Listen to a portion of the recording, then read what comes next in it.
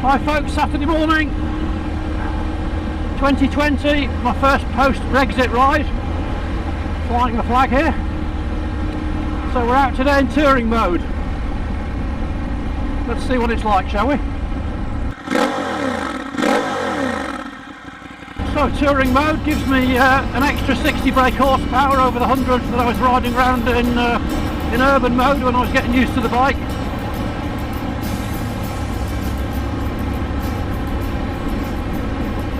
So I've just come out today just to try to get the feel of the throttle, so I've got to build up that acceleration sense again. Courtesy of Lord and Lady Hepcat.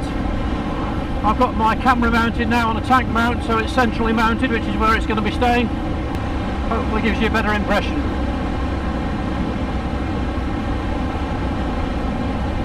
So first time out on the bike for quite a few weeks now. The weather's been atrocious, the roads have been poor, high winds. And I just cleaned my bike as well, didn't want to get it dirty.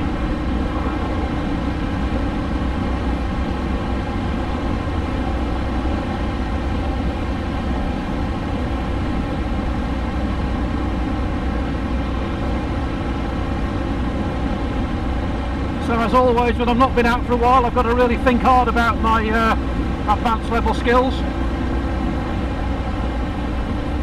positioning and so forth, and of course added to that then is the getting used to the new for me throttle setting, which as I say gives me an extra 60% of brake horsepower.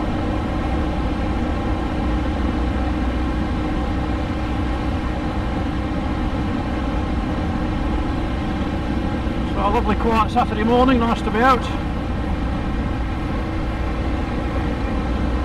And some decent curves ahead.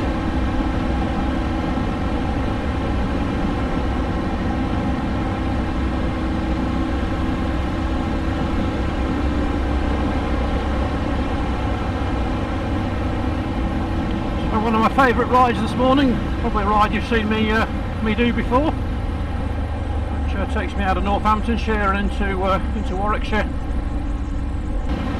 Decent view down the road ahead. Yeah, so my first ride in Brexit Britain. Let's see where it takes us, eh? Try to avoid politics on the channel, but I must confess to being a patriot. I believe that nations stand on their own 2 feet. So I'm actually pleased. So here's a little test for me, so just getting used to where to roll the throttle off to hit the speed limit. There's just an additional risk of a dumper truck coming out there.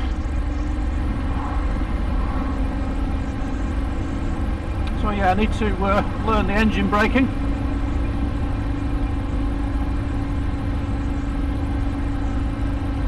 I've learned through the use of the GPS and the Garmin Verb software as well that the speedo on the Monster is probably about I'd say about 10% over as well. So yeah, the reason I come out on a Saturday rather than a Sunday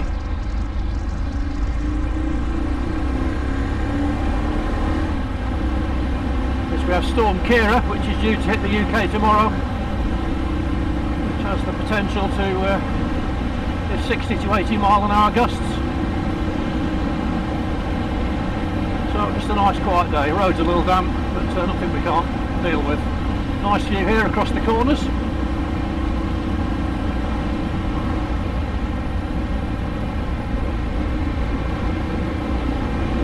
So first impressions of touring mode, the bike feels crisper.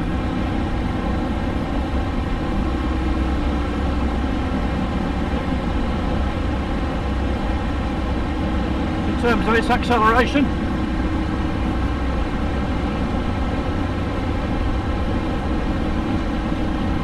feels a little smoother in 5th gear when just plodding along at 60 miles an hour.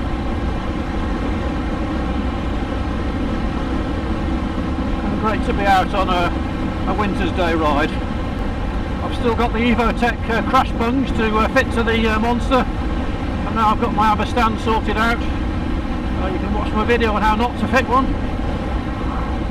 but the ABBA stand will help me to do that. And I've also ordered some bar end mirrors as well, which I shall fit, because I think I've come to the conclusion that the mirrors on the Monster The way I'm looking at them at the moment, on the left hand mirror, 2/3 of the mirror is blocked by my left shoulder. On the right hand side, at least half the mirror is blocked.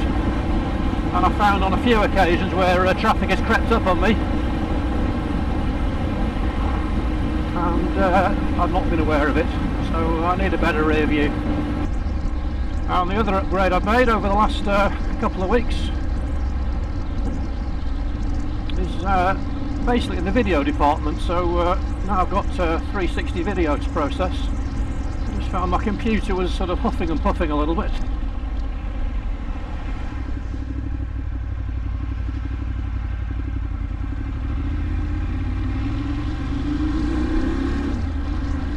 So I've fitted a new graphics card.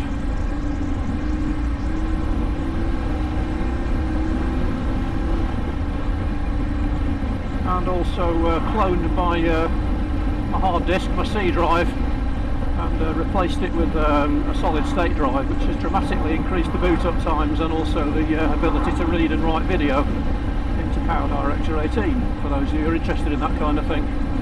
I reckon the SSD is probably the single most cost-effective upgrade you can make, and it took me about 24 hours to work that out, but with lots of help from my chums on YouTube, I managed to do that. And hopefully the Back to the Bike channel will benefit now from some better processing.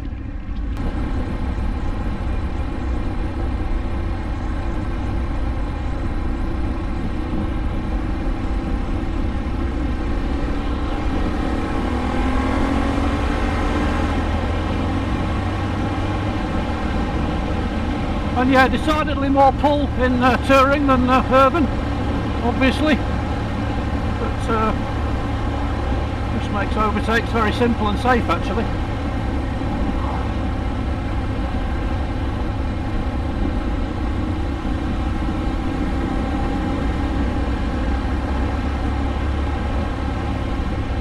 Of course, having the power is one thing, and having the wisdom to use it something else, so that's what I've got to learn really. And I'm going to give myself from now to the end of the summer to do that. Don't want to take any chances.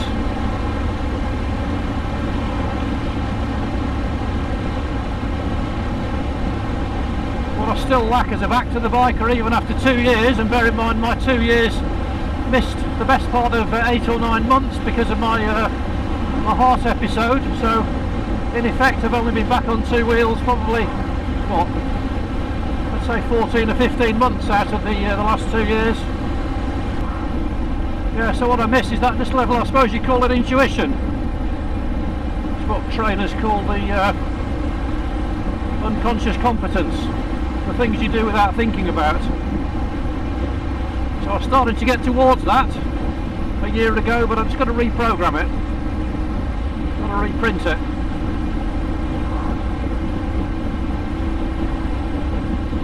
So one of the tales that my mentor, Seafly Fisher, Dale, has given me is to commentate, self-commentate. So I do tend to self-commentate now, probably 15-20 minutes at least on every ride. Very simply what I can see, and therefore what I'm going to do about it.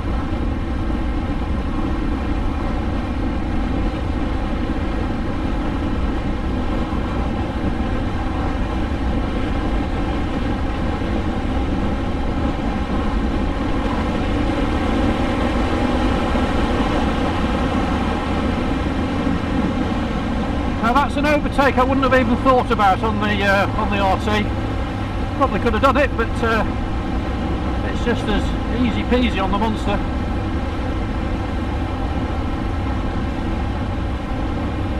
Right, so we can now rest the bike in fifth. And we'll take a central position over the crest.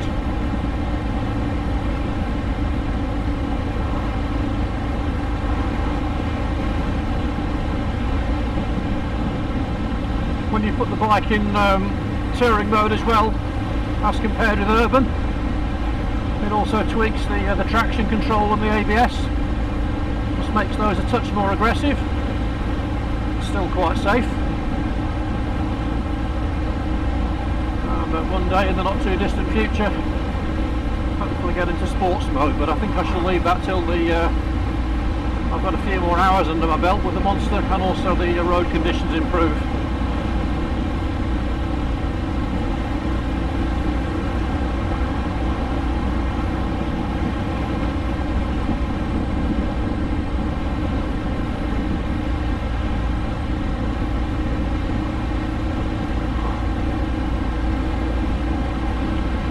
Lovely curves on this road between Southam and Banbury as we head down from Warwickshire down into Oxfordshire.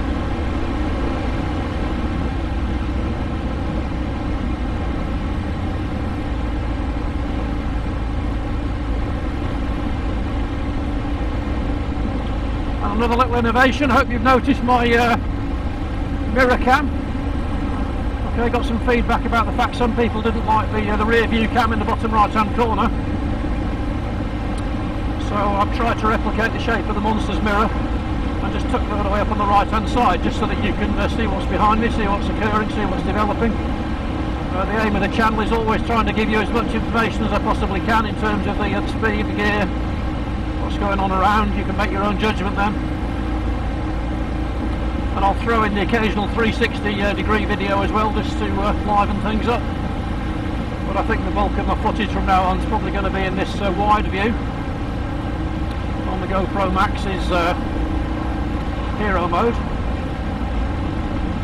which I think this sort of gives you that peripheral vision to the left and right. So I'm constantly looking for ways to improve the channel as well. At the end of the channel now you'll see suggested other videos to watch, how you can subscribe if you're not already subscribed, so do please click on the subscribe button and click the little bell if you want to be notified of new videos when they come out. I typically sometimes post sort of 2 or 3 videos over a couple of weeks, but normally I'd say as I get into the summer it's probably going to be one every 2 weeks, something like that. A regular fare of training rides, product reviews, road tests, and just a bit of banter really. So that's the aim of the channel really, just to try to create a community where we can all sort of share our knowledge, our wisdom, and enjoy our riding more safely. And particularly for those of you who want to come back to biking as well, the fact that it can be done.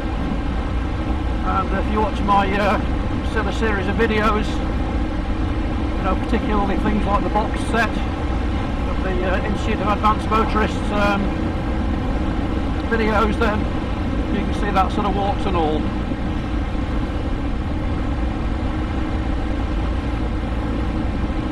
I'm not a training channel as such, I leave that to people better qualified and more knowledgeable than myself, but what I've learnt I will pass on.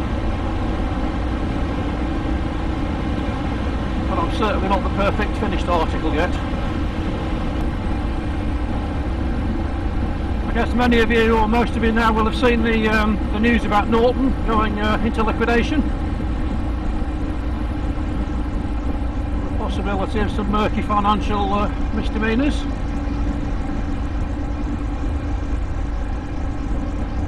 Shame, I must be honest. Last couple of motorcycle lives I've looked at Nortons.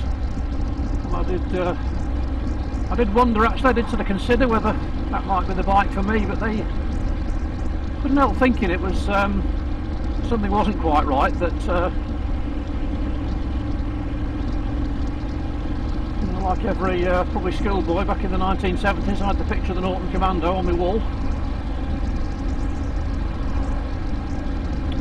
But they did seem very expensive. I think as well as that, without realising it, I suppose you should have asked yourself where they all were.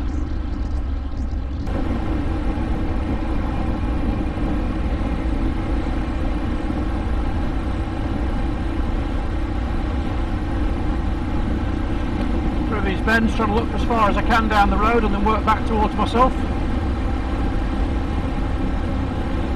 Work out what's the safest place on the road to be.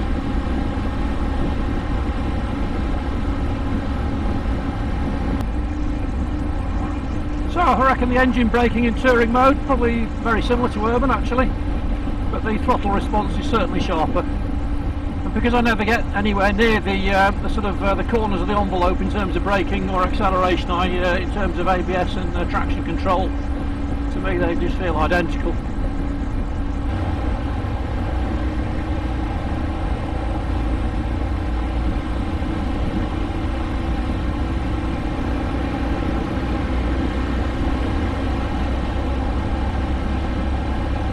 Nice to have the road to yourself.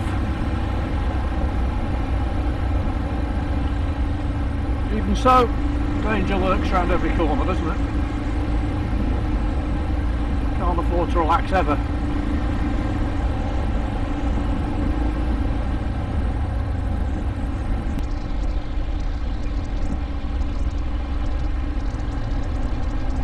Conditions underfoot quite skittish today. Tyres and suspension doing a very good job of keeping me upright.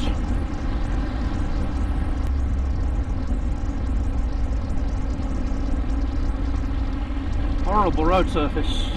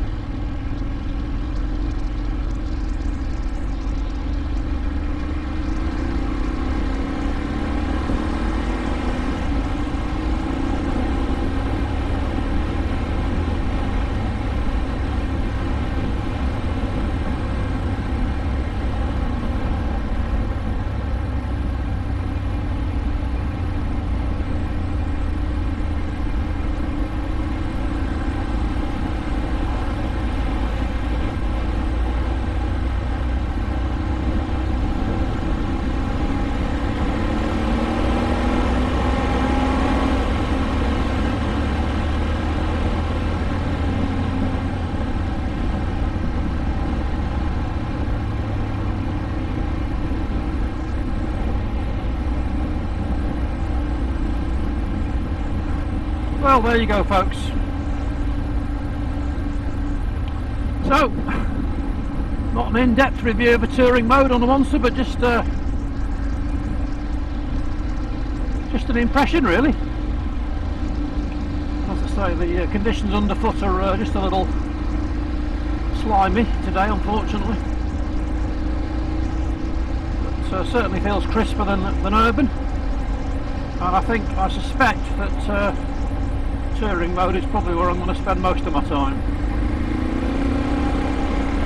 Certainly no lack of grunt. I'm going to have the occasional foray into sports mode.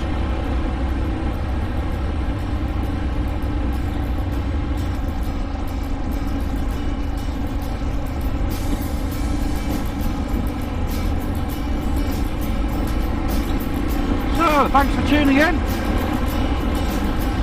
And this is Back to the Bike signing off, and we'll see you next time.